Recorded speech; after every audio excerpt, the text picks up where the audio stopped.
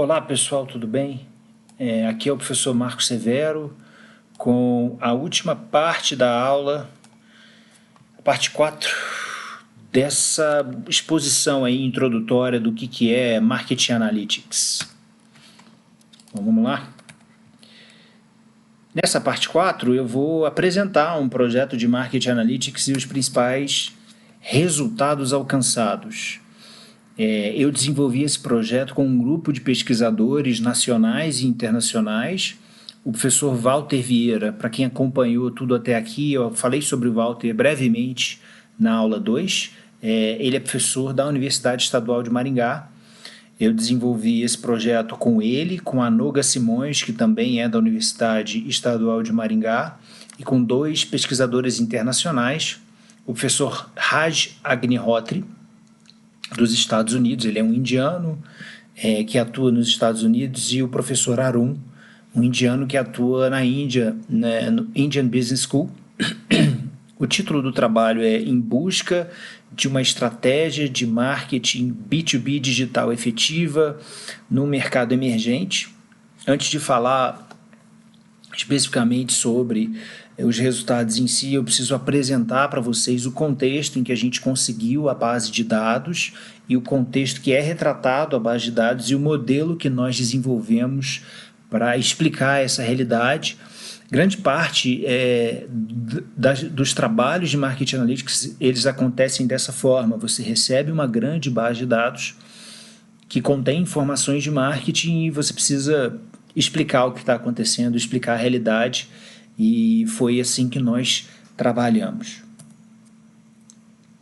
Bom, imaginem vocês que exista, em primeiro momento, um marketplace que todo mundo conhece quando vai navegar na internet e comprar um determinado produto. Então, quando você entra num site como a Amazon, por exemplo, ou Americanas.com, aqueles são marketplaces, que seriam grandes shoppings virtuais. Eles efetivamente não vendem nada, eles não armazenam nada do que eles vendem, mas eles estão conectados diretamente, né, a pequenas lojas ou e-commerces, né, que comercializam diretamente o produto. Só que eles são importantes, os marketplaces, porque eles agregam o tráfego, a visita das pessoas nesses sites. Então, semana passada eu fui comprar um produto para minha filha, né, um brinquedo, e entrei. Quando eu fui adquirir o produto, tinha uma lista de lojas e eu escolhi qual loja eu queria comprar. Então, esses são os e-commerces, diferentes e-commerces de diversos gêneros. Então, produtos que vendem livros, produtos que vendem produtos, lojas que vendem produtos como brinquedos, que vendem, enfim, roupas e assim por diante, e eles são conectados aos marketplaces. E existe uma empresa que vai conectar os e-commerces aos marketplaces, e essa empresa nós chamamos de hub de comércio eletrônico, né? E essa empresa ela sobrevive com assinaturas mensais das lojas online ou dos e-commerces. Então, a área de marketing do hub, ela trabalha numa lógica B2B, ou seja, negócio para negócio, business to business. E as pessoas que lá trabalham, elas vão procurar diversas lojas para estarem vinculadas a esse hub, e o hub vai dar a oportunidade delas se conectarem aos diversos marketplaces. É um serviço que é oferecido. Consequentemente, se é um serviço que é oferecido, esse hub ele sobrevive com assinaturas mensais dos seus clientes, que são as lojas. Então, aqui na figura eu tenho 3 diferentes lojas, poderiam ser N lojas, né, que são novos clientes do hub, que estão conectados a diversos tipos diferentes de marketplaces por meio do hub, porque eles pagam uma assinatura mensal. Esse é o contexto organizacional empresarial que nós identificamos na base de dados.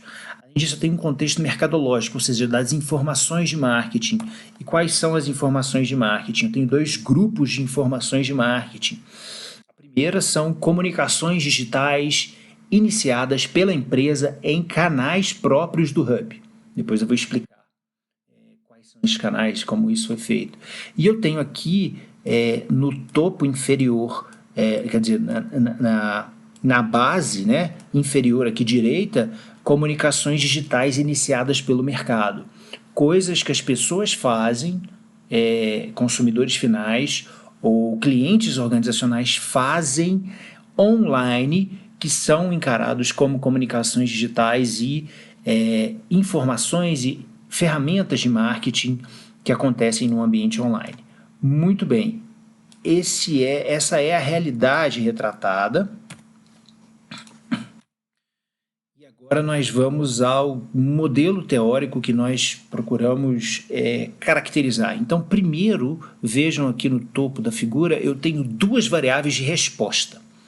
Quem acompanhou aí todas as aulas, né, eu falei que Marketing Analytics funciona da seguinte forma: tem um grupo de variáveis de marketing, influencia, né, algumas variáveis de resposta mercadológica. Nesse caso, as duas variáveis de resposta mercadológica que nós tínhamos na base de dados eram, primeiro, o que nós classificamos como aquisição de novos consumidores, então, novos clientes, ao longo do tempo, os novos clientes do Hub, ou seja, as lojas, e ao longo do tempo, as receitas provenientes de novos contratos com esses clientes, né, B2B. Essas são as duas variáveis de resposta. Além disso, nós temos diferentes variáveis mercadológicas caracterizadas em dois grupos. O primeiro grupo que eu vou falar é esse aqui, que são comunicações digitais iniciadas pela empresa, ou seja, pelo Hub. Tem mídia paga, ou seja, investimento ao longo do tempo pelo Hub, investimento em reais, em anúncios patrocinados no Facebook e no Google AdWords.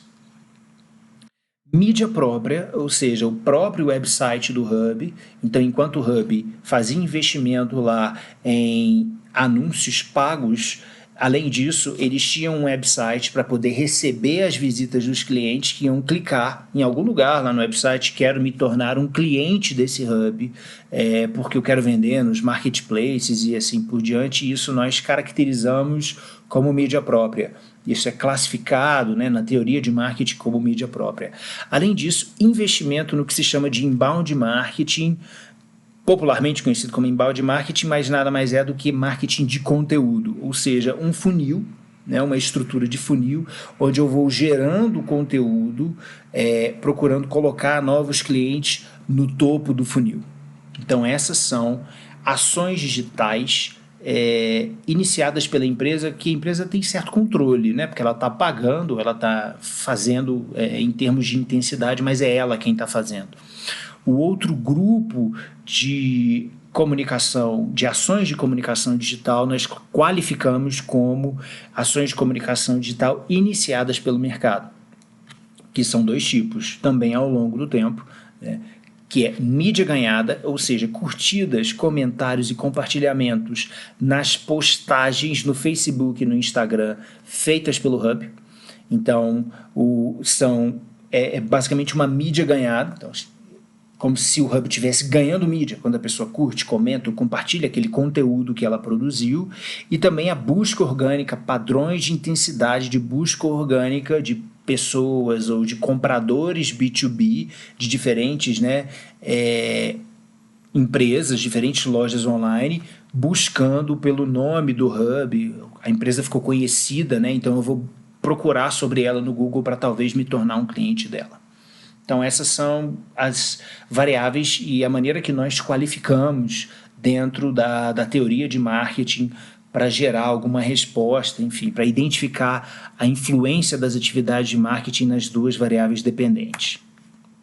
Então, nós desenvolvemos 3 principais perguntas de pesquisa, que foram as seguintes: em qual a extensão, né?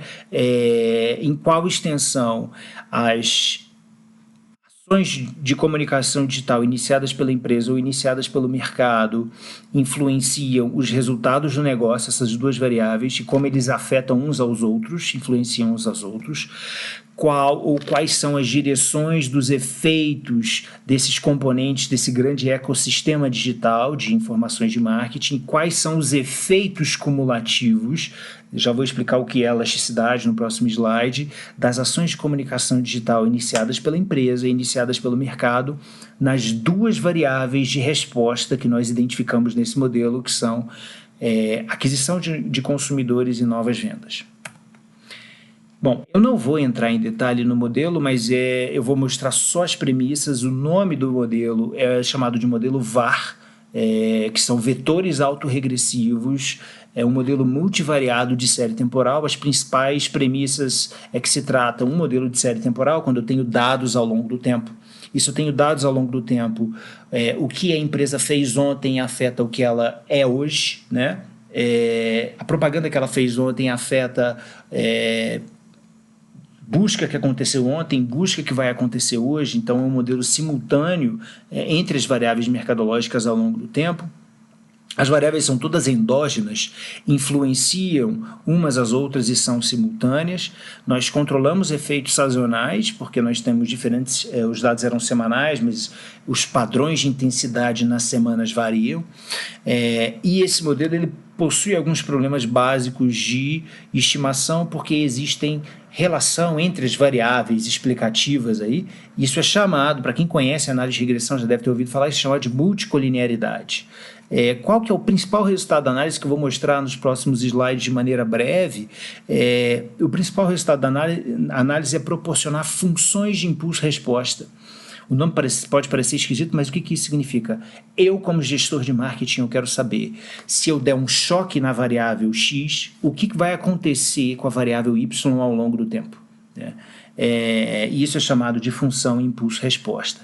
As variáveis foram transformadas em logaritmo natural para interpretar isso em termos de porcentagem ou de mudança percentual. Então, eu transformei tudo, uma operação matemática simples, para logaritmo natural, para interpretar em termos de elasticidade, e quem é estudante de economia conhece esse procedimento de maneira bastante intuitiva. Dois gráficos. O primeiro, esse é o gráfico de impulso-resposta das ações de inbound marketing digital, um choque nas estratégias de inbound marketing digital, e qual será a resposta a esse choque nas novas vendas, ou seja, nos novos contratos. A primeira coisa que a gente percebe é o seguinte: no eixo horizontal eu tenho as semanas, então eu tenho semana 0, semana 2, semana 4, 6 e 8. Tá? Na semana 0 é onde ocorre o choque da variável de inbound marketing, e eu observo qual que vai ser a resposta nas novas vendas, e o que a gente consegue identificar é que a resposta vai ser positiva, porque as novas vendas crescem ao longo do tempo e crescem de maneira com uma certa tendência constante, né, positiva. Então esses choques são classificados como choques persistentes ao longo do tempo. E esse efeito é para além de 1%. Ele chega, isso aqui é 1%, 0, 1%, 2%. Vai ficar mais claro no próximo slide que o efeito é menor, né, do que do marketing inbound, do digital. Então, se eu dou um choque de 1% hoje na estratégia de inbound marketing, esse choque ele cresce nas novas vendas e persiste para além de 1%. Esse aqui é um intervalo de confiança da estimação.